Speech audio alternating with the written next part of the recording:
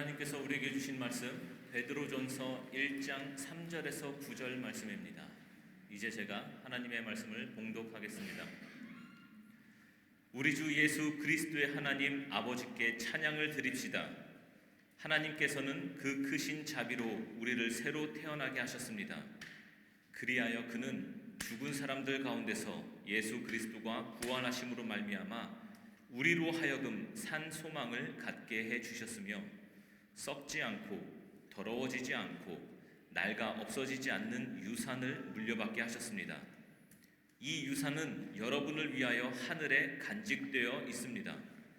하나님께서는 여러분의 믿음을 보시고 그의 능력으로 여러분을 보호해 주시며 마지막 때에 나타나기로 되어 있는 구원을 얻게 해 주십니다.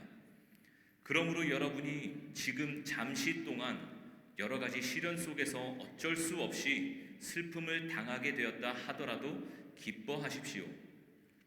하나님께서는 여러분의 믿음을 단련하셔서 불로 단련하지만 결국 없어지고 마는 금보다 더 귀한 것이 되게 하시며 예수 그리스도께서 나타나실 때에 여러분에게 칭찬과 영광과 존귀를 얻게 해주십니다.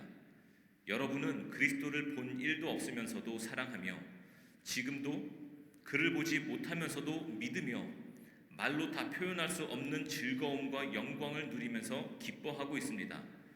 여러분은 믿음의 목표, 곧 여러분의 영혼의 구원을 받고 있는 것입니다. 아멘. 여러분 한 번쯤 이런 질문 해보셨을 것입니다. 왜 나에게 고난이 찾아오는가? 해보셨죠?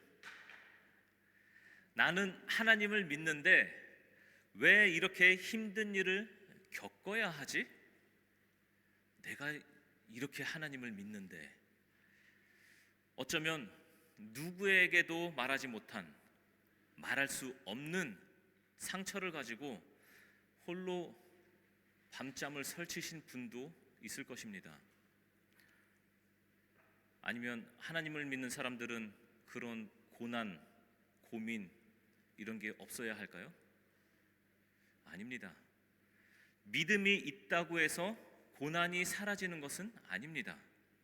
오히려 믿음 때문에 더 깊은 고난을 겪는 경우도 있습니다.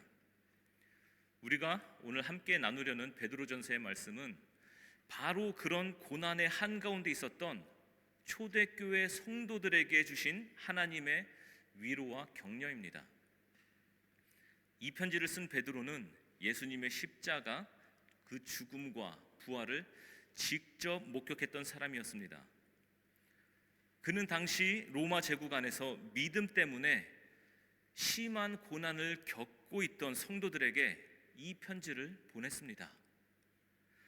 그 성도들은 지금의 터키 지역인 소아시아 지역에 골고루 여러 지역에 넓게 흩어져 살고 있었습니다. 서로 다른 배경을 갖고 있었지만 그들에게는 한 가지 공통점이 있었습니다. 그것은 바로 예수님을 믿는다는 이유로 고난을 겪고 있다는 것입니다. 결국 그 공통점이 너 고생해? 나도 믿음 때문에 고생해. 이 공통점이었던 것입니다. 당시 로마 제국은 황제를 신처럼 섬기라고 강요했습니다. 하지만 그리스도인들은 그럴 때일수록 더욱 예수님만을 주님으로 섬기겠다고 담대히 고백했습니다. 그러나 이 고백은 단순한 종교적인 표현이 아니라 당시 사회 질서에 대한 반역으로 비춰졌습니다. 반역. 그래서 그들은 가족에게 버림받고 일터에서 쫓겨나고 친구들에게 외면당하기도 하고 심지어 생명을 잃는 고난까지 당하게 되었습니다. 그럼에도 불구하고 초대교회 성도들은 믿음을 버리지 않았습니다. 오히려 더욱 기뻐하고 하나님을 찬양했습니다. 어떻게 이런 일이 가능할까요? 어디서 그런 힘이 나왔을까요? 오늘 본문은 그 답을 이렇게 전해줍니다. 하나님을 찬송하십시오. 왜냐하면 우리에게 살아있는 소망이 있기 때문입니다. 베드로는 고난 가운데 있는 성도들에게 산 소망, 살아있는 희망을 붙들라고 격려합니다. 이 산 소망은 죽음을 이기시고 부활하신 예수 그리스도를 통하여 주어진 절대로 사라지지 않는 소망입니다. 지금 고난이 끝나지 않을 것 같고 앞이 캄캄해 보여도 우리가 붙잡을 수 있는 것이 바로 이 살아있는 소망입니다. 그렇다면 이 산 소망, 성경에서 말하는 이 살아있는 소망은 구체적으로 무엇을 향하고 있을까요? 베드로는 4절에서 이렇게 말합니다. 썩지 않고 더러워지지 않고 낡아 없어지지 않는 유산을 물려받게 하셨습니다. 이 유산은 여러분을 위하여 하늘에 간직되어 있습니다. 이 세상의 모든 것은 시간이 지나면 변하고 결국 사라집니다. 아무리 좋은 집도 시간이 지나면 낡아 무너지고 아무리 튼튼한 건강도 세월 앞에서 무너집니다. 이 땅에는 썩지 않는 것, 더러워지지 않는 것, 없어지지 않는 것, 아무것도 없습니다. 우리가 아무리 애써 지키려 해도 이 세상의 모든 것은 언젠가는 변하게 되어 있습니다. 그러나 하나님께서 우리를 위해 준비해 두신 것은 다릅니다. 썩지도 않고 더럽혀지지도 않고 힘이 약해지지도 않고 그것은 바로 하늘의 유산입니다. 그렇다면 이 유산은 무엇일까요? 이 썩지도 않고 닳지도 않고 없어지지도 않는 이 유산, 개역개정에서는 유업이라고 되어 있죠. 유업, 유산, 이것이 바로 무엇일까요? 성경이 말하는 유산은 막연한 위로나 추상적인 보상이 아닙니다. 하나님과 영원히 함께 사는 삶이 바로 유산입니다. 죄와 고통과 죽음이 더 이상 존재하지 않는 새로운 세상입니다. 하나님의 사랑과 기쁨을 온전히 누리는 영광스러운 삶입니다. 이것은 살다 보면 언젠가 이루어지겠지, 그날이 언젠가 오겠지 하면서 이렇게 막연하게 기대하는 그런 기대가 아니라 하나님께서 직접 약속하시고 준비해 두신 확실한 미래입니다. 지금은 우리가 눈물을 흘리고 때로는 아프고 힘들지만 그 모든 시간이 끝나는 날 하나님께서 친히 우리를 맞이하시면서 말씀하실 바로 그것입니다. 잘 왔다, 수고했다, 내 사랑하는 아들아, 딸아, 이제는 나와 함께 영원히 기뻐하자. 이것이 바로 우리에게 주어질 그 유산입니다. 세상의 어떤 것도 이 약속을 빼앗을 수는 없습니다. 시간도 고난도 실패도 이 소망을 무너뜨릴 수 없습니다. 그러므로 우리는 오늘 당장의 손해나 아픔에 절망하지 않습니다. 왜냐하면 우리는 눈에 보이는 것이 아니라 하늘에 준비된 영원한 생명을 바라보면서 살아가기 때문입니다.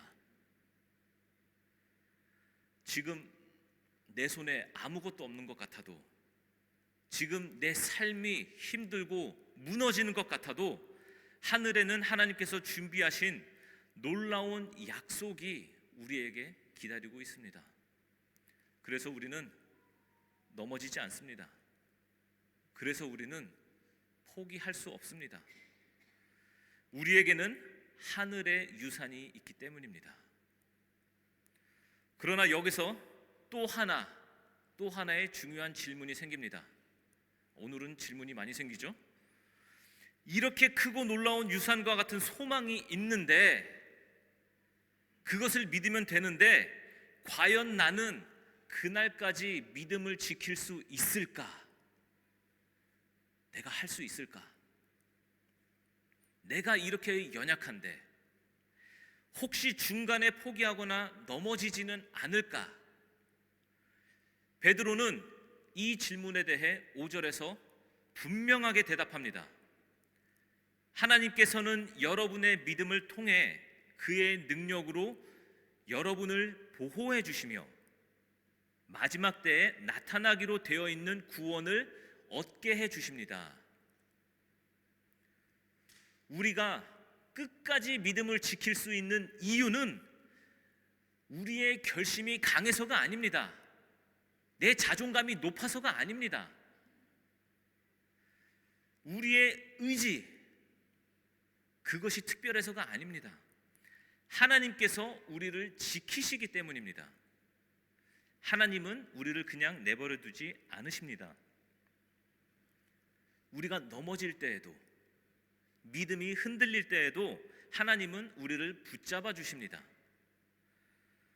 우리가 힘들어서 주저앉을 때에도 하나님은 다시 손을 내밀어서 일으켜 세워주십니다. 우리가 지금까지 살아오면서 지금 오늘에 이르기까지 우리의 능력으로 내가 열심히 했으니까 그런 어떤 보상으로 주어진 지금 현재인 것 같지만 그것이 아니라는 것입니다. 우리는 스스로 이 길을 걸어가는 것이 아닙니다. 하나님께서 친히 우리를 품으시고 구원의 마지막 문을 통과할 때까지 신실하게 우리를 보호해 주신다고 베드로는 5절에서 말합니다. 그리고 마지막 날, 주님께서 다시 오는 날, 우리는 하나님께서 약속하신 구원을 완전하게 온전히 누리게 될 것입니다.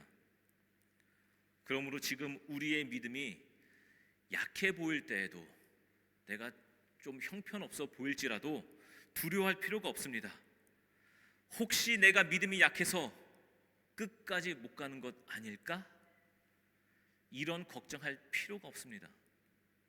왜냐하면 전능하신 하나님께서 우리를 보호해 주시기로 약속하셨기 때문입니다. 우리는 약속했습니다.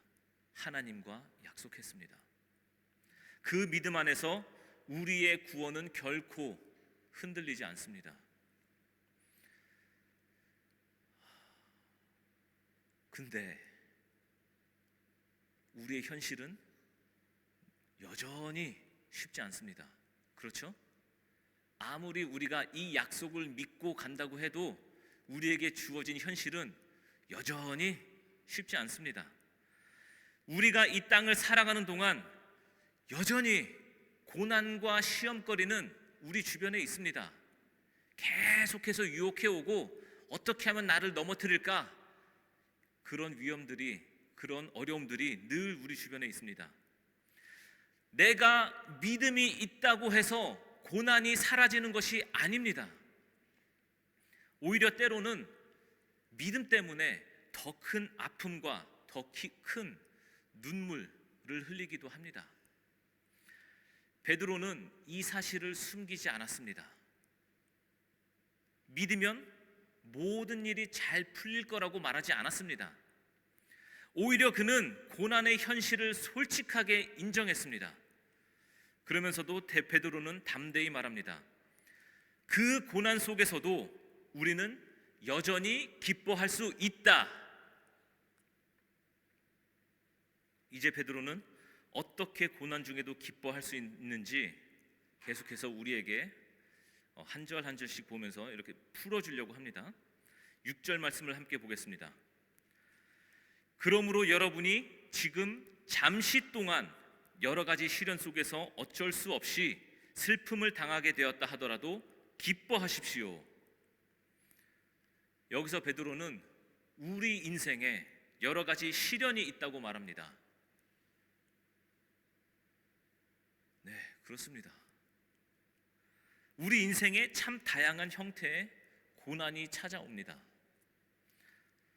질병이라는 시련, 경제적인 시련, 사람들과의 관계가 깨지는 시련, 또 신앙 때문에 불이익 같은 그런 시련, 여러 가지 시련이 우리 삶에 여전히 있습니다.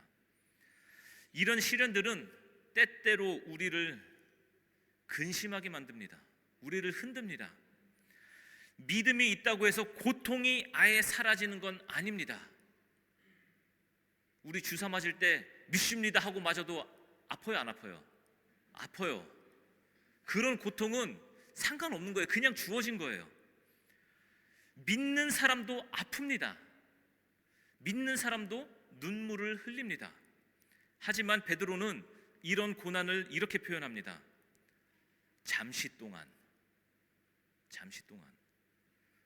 왜 그렇게 말할 수 있었을까요?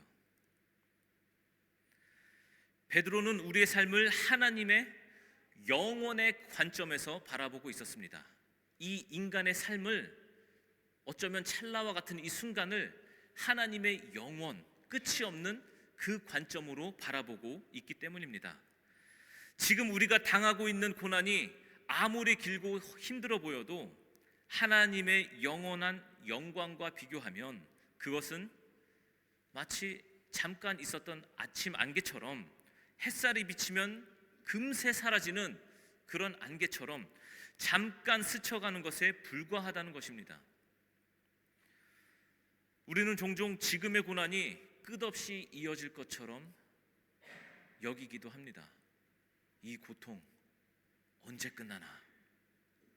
하지만 하나님께서 보실 때 우리 인생 전체도 영원의 시간 속에서 한순간일 뿐입니다.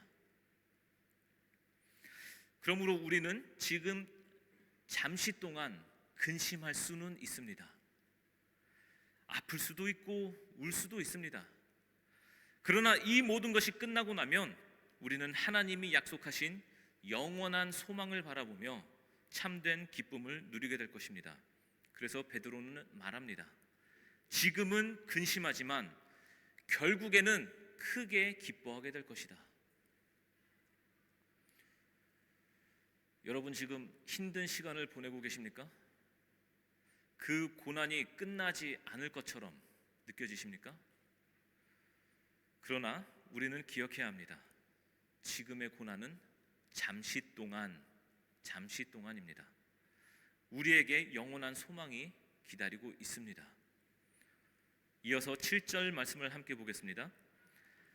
하나님께서는 여러분의 믿음을 단련하셔서 불로 단련하지만 결국 없어지고 마는 금보다 더 귀한 것이 되게 하시며 예수 그리스도께서 나타나실 때에 여러분에게 칭찬과 영광과 존귀를 얻게 해 주십니다. 우리에게 주어진 이 고난은 우리가 믿음으로 극복하고 견뎌야 하는 것이지만 바울은 힘든 시간만은 아니라고 합니다.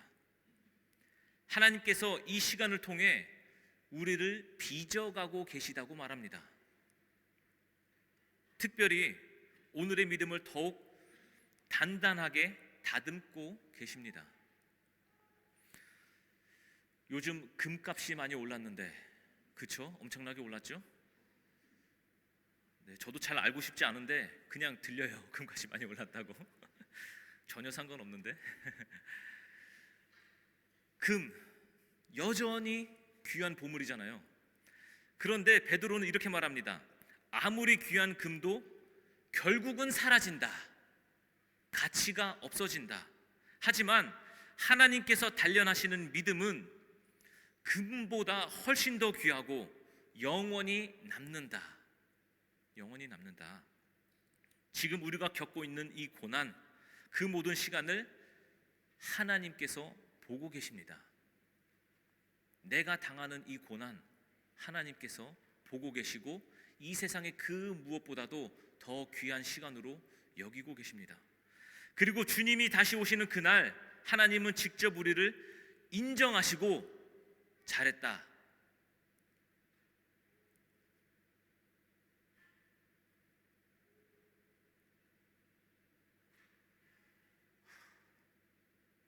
귀하다. 수고했다. 이렇게 말씀하시면서 우리에게 칭찬과 영광과 존귀를 주실 것이라는 것입니다. 수고했다. 가끔은 그래도 말씀이 우리에게 이렇게 말해줘도 우리는 이런 생각이 들 수 있습니다. 그래도 지금 내가 겪는 이 고난이 무슨 의미가 있을까? 지금 당장 힘든데 그 영원, 그 찰나 같은 인생의 그 영원, 그거 결국 죽어서 얻어야 되는 거 아니야? 이런 생각을 할 수가 있어요. 내가 이렇게까지 버텨야 되는 건가? 그런데 하나님은 분명히 말씀하십니다. 네가 버티는 이 시간이 그냥 흘러가는 게 아니다. 나는 너를 보고 있고 내 믿음을 더욱 순결하고 귀하게 다듬고 있다. 사람들은 지금 우리의 수고를 몰라줄 수 있습니다. 내가 이렇게 고생하는지 다른 사람들은 아무도 모를 수 있습니다. 세상은 우리의 눈물과 아픔을 주목하지 않을 수도 있습니다. 하지만 하나님은 아십니다. 하나님은 기억하십니다. 그리고 하나님은 지금 이 고난을 통해 우리가 더 강하게, 더 단단하게, 더 빛나게 만들어 가십니다. 결국 우리는 주님 앞에 서게 되는 그날, 너 정말 잘했다, 정말 귀하다, 하나님의 이런 사랑, 칭찬을 듣게 될 것입니다. 그래서 지금의 아픔이 결코 헛되지 않습니다. 하나님은 우리의 믿음이라는 재료를 가지고 세상이 흉내낼 수 없는 진짜 보물을 만들어 가고 계신 것입니다. 8절에서 베드로는 믿음에 대해 이렇게 고백합니다. 여러분은 그리스도를 본 일도 없으면서도 사랑하며 지금 그를 보지 못하면서도 믿으며 말로 다 표현할 수 없는 즐거움과 영광을 누리면서 기뻐하고 있습니다. 참 우리 지금의 말씀에도 딱 들어맞는 이야기죠. 여러분은 그리스도를 본 일도 없으면서 사랑하며 지금 그를 보지 못하면서도 믿으며 말로 다 표현할 수 없는 즐거움과 영광을 누리면서 기뻐하고 있습니다. 참 이상한 사람들이죠. 그래도 좋대요. 초대교회 많은 성도들은 예수님을 직접 본 적이 없습니다. 이제 초대교회 때는 예수님을 본 사람들은 이제 소수예요.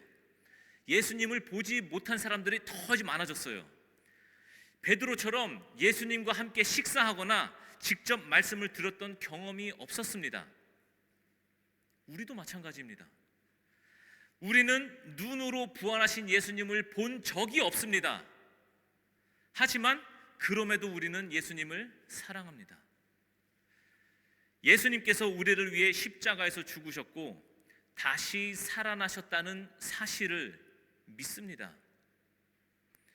믿음이란 육체의 눈으로 보는 것보다 더 분명하게 우리 주님을 바라보는 능력입니다. 우리의 눈은 주님을 볼 수 없지만 마음은 주님을 보고 영혼은 주님을 느끼고 우리의 삶은 주님을 따라갑니다. 그리고 이 믿음은 우리 안에 특별한 기쁨을 가져옵니다. 베드로는 이 기쁨을 이렇게 표현합니다. 말로 다 표현할 수 없는 즐거움과 영광. 제가 베드로전서 이 본문을 읽으면서 저도 은혜를 참 많이 받았어요. 말로 다 표현할 수 없는 즐거움과 영광. 베드로는 이렇게 표현합니다.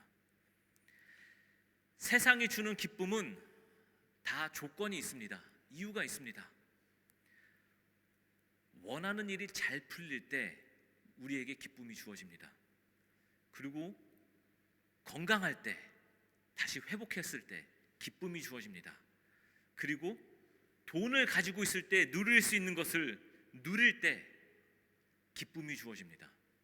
상황이 조금만 흔들려도, 그런데 이런 기쁨들은 상황이 조금만 변해도 금방 우리의 기쁨도 변합니다. 하지만 주님을 사랑하고 믿는 믿음에서 오는 기쁨은 다릅니다. 상황과 상관없이, 내 형편과 상관없이 우리 안에서 솟아나는 기쁨입니다. 일이 잘 풀릴 때만이 아니라 실패했을 때도, 병들었을 때에도, 오해받고 외로울 때에도 우리는 여전히 주님 안에서 기뻐할 수 있습니다. 왜냐하면 우리의 이 기쁨은 이 세상의 성공이나 조건 위에 세워진 것이 아니라 살아계신 예수님 위에 세워져 있기 때문입니다. 그래서 믿음의 마지막은 무엇입니까?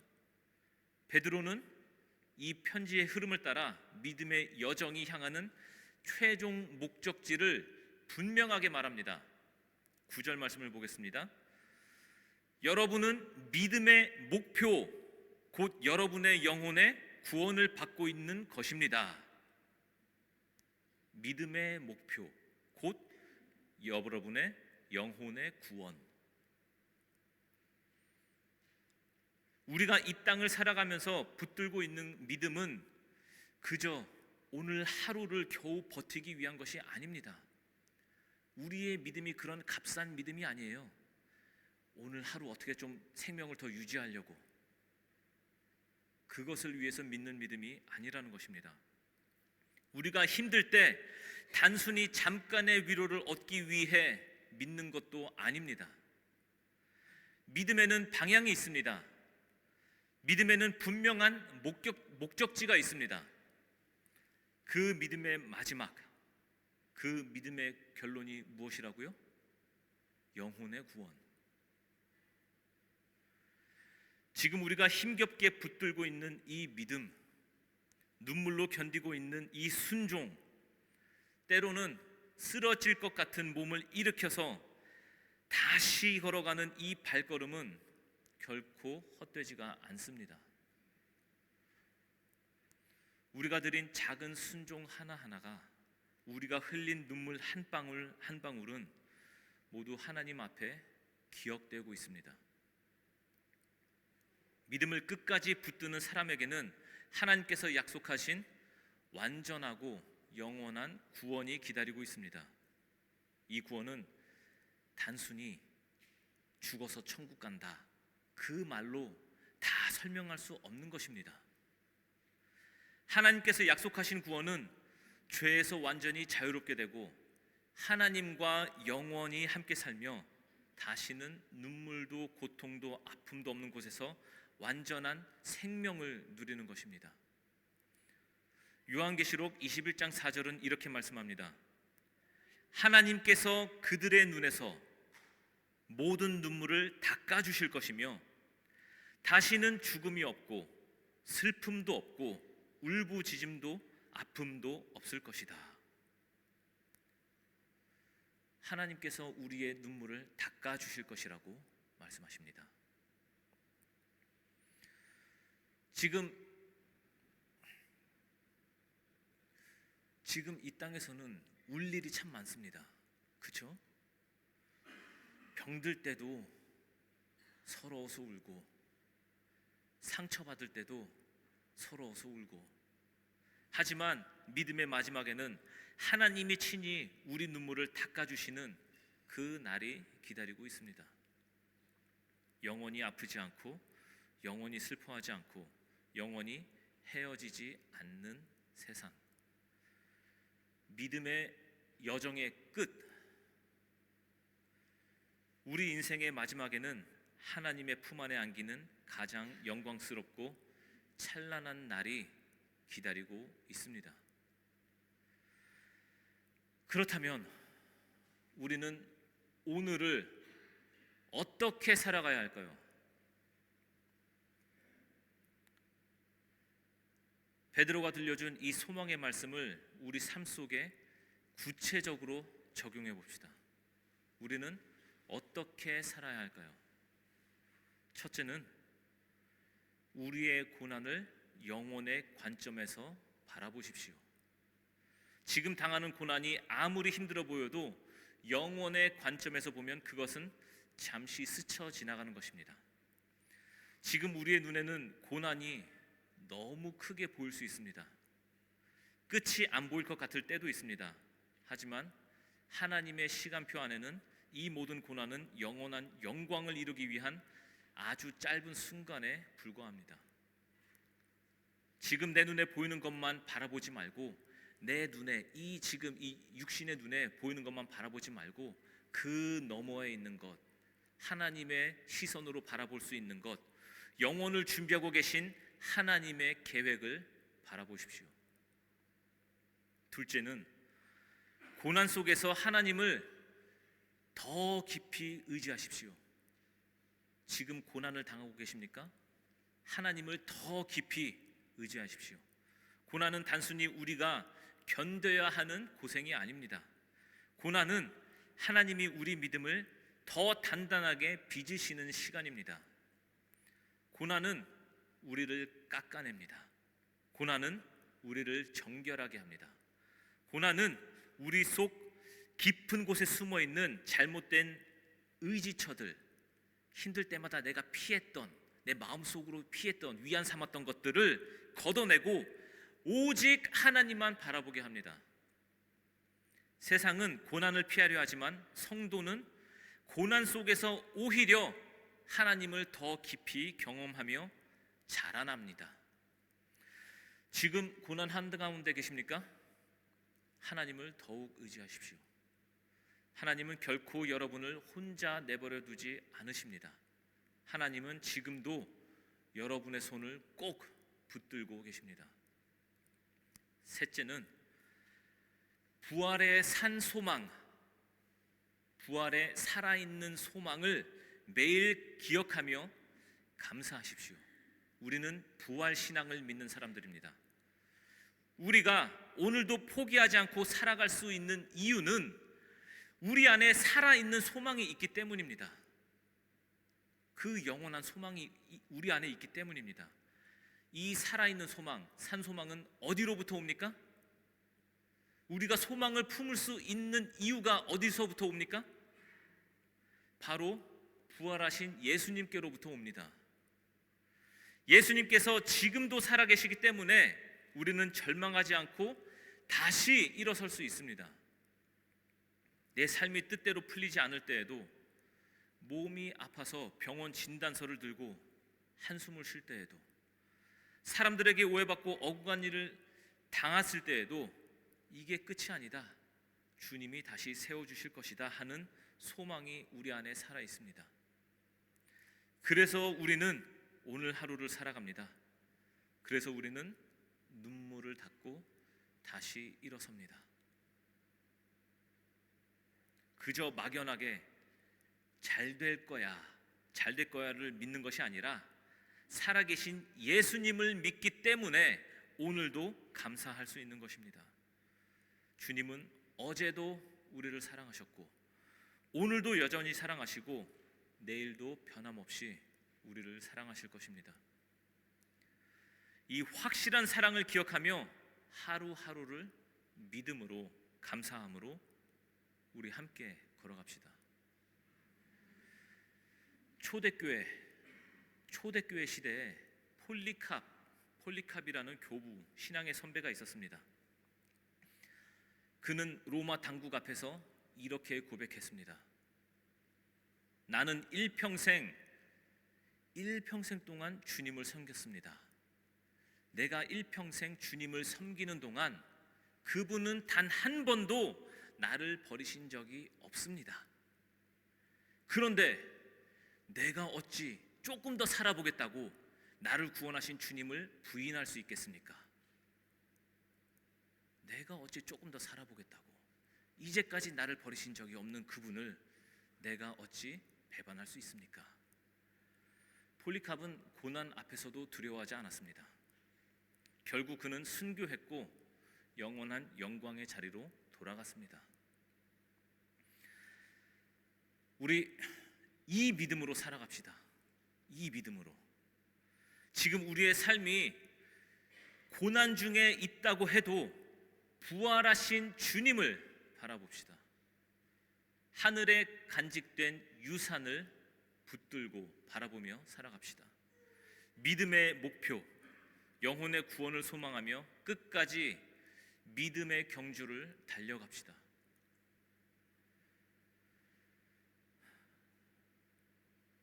하나님께서는 결코 우리를 버리지 않으십니다. 그리고 반드시 우리를 영광스러운 그날로 인도하실 것입니다.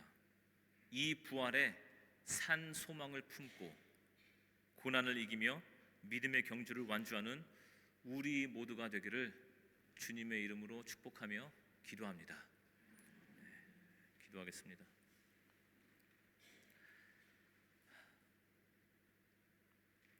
하나님 아버지, 오늘 우리에게 부활의 산 소망을 다시 새겨주시니 감사합니다. 우리 예수님께서 죽음을 이기시고 부활하심으로 우리를 죄와 절망 가운데서 건져내시고 살아있는 소망 안으로 불러주셨음을 믿고 찬양합니다. 우리는 이 땅을 살아가며 여전히 고난과 눈물의 시간을 걷습니다. 때로는 두려움에 흔들리고 때로는 지쳐서 넘어질 때도 있습니다. 그러나 오늘 주신 말씀처럼 우리의 고난은 잠시이며 영원한 영광을 바라보며 살아가게 하심을 믿습니다. 고난의 풀무 속에서도 우리의 믿음을 정금같이 연단하시는 우리 하나님을 신뢰하게 하옵소서. 보지 못하였으나 사랑하며 보지 못하였으나 믿음으로 기뻐하는 삶을 살아가게 하옵소서. 썩지 않고 더럽지 않고 낡아 없어지지 않는 하늘의 유산을 바라보며 오늘도 부활의 소망을 품고 담대히 믿음의 경주를 달려가게 하옵소서. 이제 우리 각 사람의 삶이 우리 모두가 부활의 증거가 되게 하시고 고난 속에서도 흔들리지 않는 믿음으로 세상 가운데 주님의 영광을 나타내게 하옵소서. 모든 것을 주께 맡겨드리오며 우리 주 예수 그리스도의 이름으로 기도합니다. 아멘.